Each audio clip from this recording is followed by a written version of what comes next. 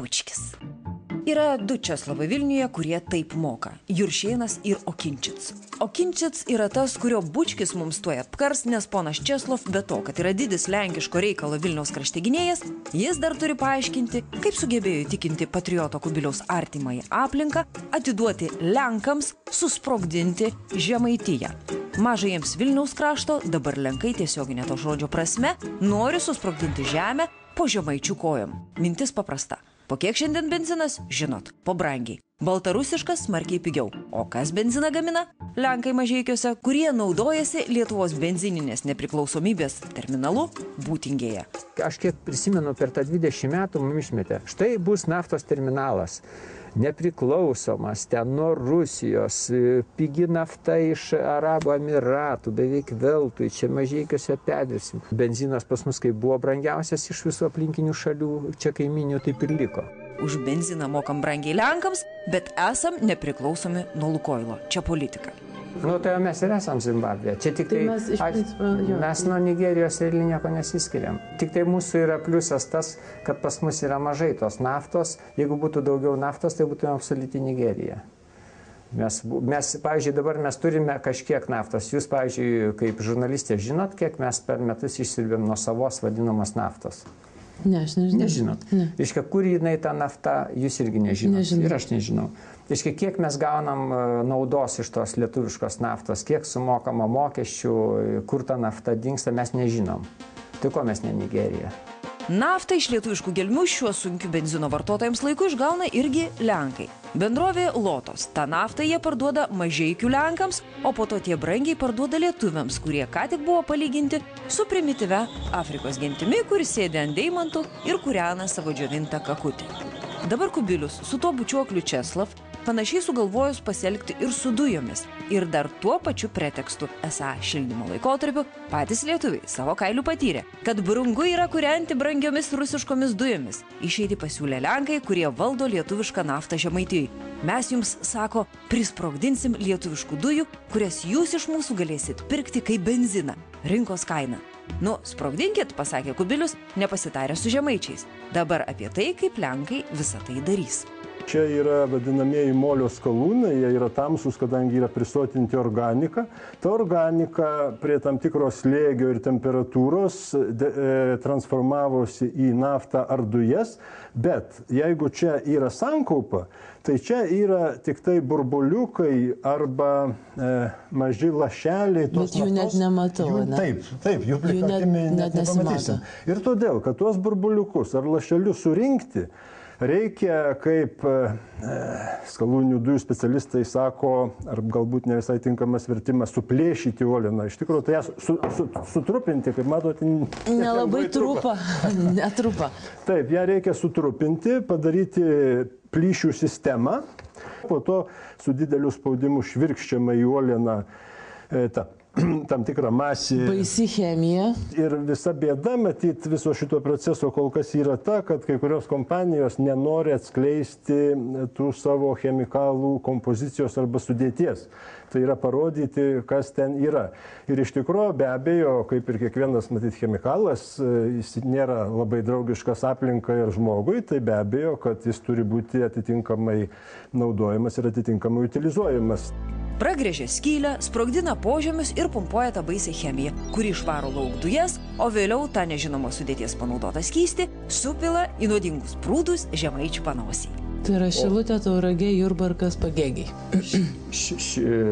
Šakiai, Vilkaviškis, būtent tose savivaldybėse ant to Nemuno kranto, sakysim, kad tai yra agresija ir kad tai yra tikrai geriamajam vandeniui ir paviršiui, ką iš karto žmonės pamatys. Pamatys chemijos prūdus. Tai aš jums sakau, vienam gręžiny reikės 130 cisternų, tai yra toks faktas. Tiek grįž cheminio vandens į paviršių ir reikės kažkur dėti. Šitą idėją atiduoti Lenkas sprogdinti žemę po Žemaitiją atėjo iš Jungtinių Amerikos valstijų, kurioms niekas kitas Europoje, tik Lenkai leidžia savo teritoriją bandyti atlikti tą patį, ką jie daro Pensilvanijos, Teksaso mažai gyvenamose teritorijose. Taip gaunamas 3 kart brangesnės už Europos vartojamas dujos, tačiau garantuojama nepriklausomybė nuo įgrisusių tiekėjų. Čia vaizdelis iš Pensilvanijos, o kiek vėliau ir iš Žemaitijos, taip žada ponas Okinčits. Bet Pensilvanijai, kur išgaunamos dujos, vandens jau gerti negalima iš krano. Apie tai kalbama, iš tikrųjų yra tas aspektas, bet aš manau, Europa pirmoji išgaus Lenkiją, be jokios abejonės Lenkija, Vokietija, Ukraina, tas procesas bus stebimas per didinamą į stiklą. Europa per metus Rusijos tiekėjai, dujų tiekėjai Gazprom sumoka 143 milijardus eurų. Ir dabar įsivaizduokite, Europai pradeda visi išgavinėti dujas. 143 milijardai kažkur tai pajamų, gal ne visi, bet mes nebetenkame tokių pajamų. Tai reikia neleisti dujų, kad išgautų, ar ne tų skalūnų? Nu kam leisti? Tokia oficiali pono Sekmoko ir Kubiliaus versija. Tie, kas neleis sprogdinti gelmių po Žemaitiją, yra Gazpromo agentai ir Lietuvos nepriklausomybės priešai. Tfu ant jų galvų. Atvažiuos Lenkai, priveš chemikalų, išsprogdins Žemaitiją ir mes iš to dar tikimės kažkokios naudos. Matot, yra labai pavojinga, daugiausia žmonių žuvo važinėjant automobiliais, bet visi važinė. Teisingai. Vanduo. Raudonai geltonam Europos kontekste mes esame visiškai žali. Taip, taip. O čia yra, kas čia dar yra, čia viršų truputėlį yra Estija. Estija užsiteršusi, dėl to, kad naudoja, degina degiuosius skalūnus, kukerisitus naudoja energetikai. Bet aš tiesiog galvoju, ta prasme, jeigu mes esam tokie švarūs, tai ką mums tas skalūnas su visa ta chemija? Ir čia jau joks Kubilius neleis man pameluoti, tai žemėlapis, kuris rodo, kad Lietuva Europoje yra turtingiausia gėlų vandenių šalis. Bėda ta, kad sprogdinant gelmes, tas mūsų didysis turtas požeminiai gėlo vandens ežerai bus užteršti nepataisomai tuo, ko sudėtis yra šventa amerikiečių komercinė paslaptis. Nu bet ar bent tų dujų daug?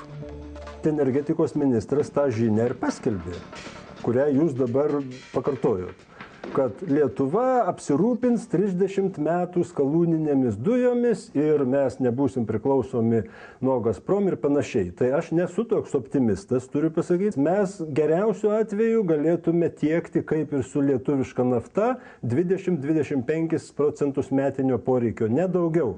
Apsirūpinti visiškai, tai reikštų jau tada iš tikrųjų vienu ypu per pusę metų subadyti pusę Žemaitijos ir pažiūrėti, kas iš to išeis. Ten teritorija, kurioje norima žvalgyti skalūninių dujų, tenais yra ir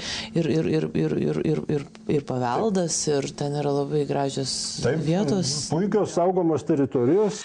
O vanduo pas mus yra čia kažkur, ne? Vanduo yra čia ir jeigu mes turim kažkokį tektoninį lūžį, tas plyšys gali pasiekęs tektoninį lūžį labai lengvai pereiti per... O tie vandenys daug vandenų gali būti susisiekiantis iš principo.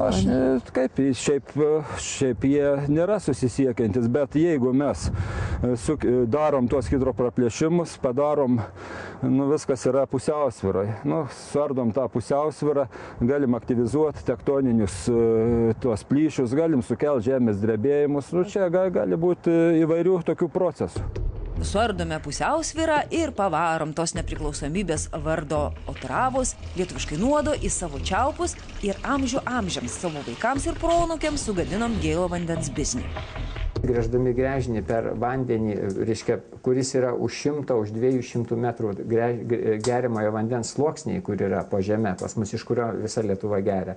Tai mes vis tiek gręždami gręžinį turime praeiti tą vandeningą į horizontą vadinamį. Jūs garantuojat, kad visos uolienos yra tokios sandarios, reiškia, kad nuo tokio slėgio, kai atgal išsunkia, reiškia, tą vandenį į paviršį iš tų 3 km gylio, kad reiškia, tas chemikalas jis tikrai, reiškia, niekur neprasisunks pro tas uolienas.